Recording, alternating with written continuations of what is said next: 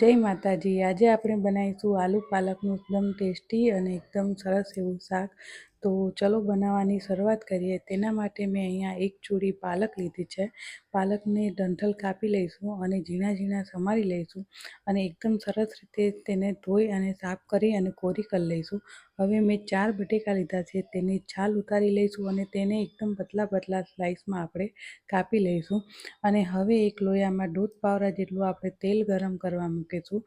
તમે તેલ ગરમ થાય એટલે તેમાં જીરું, હિંગ, ઝીણું ઝીણું કાપીને રાખેલું લસણ એડ કરીશું લીલું, અને જે બટેકા આપણે સમારીને રાખ્યા હતા એ નાખી દઈશું અને થોડીવાર માટે આપણે તેને તેલમાં સાતળશું। થોડીવાર પછી આપણે તેમાં હળદર, મીઠું નાખી અને એકદમ સરસ રીતે ફરીથી થોડીવાર માટે તેને સાતળશું।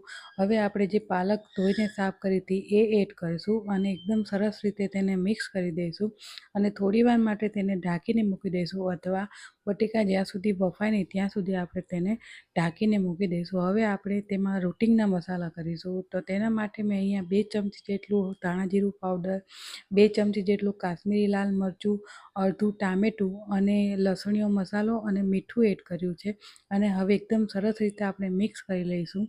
એકવાર સરસ રીતે બધું જ મિક્સ થાય તો તૈયાર છે આપણું આલુ પાલકનું ટેસ્ટી એવું શાક।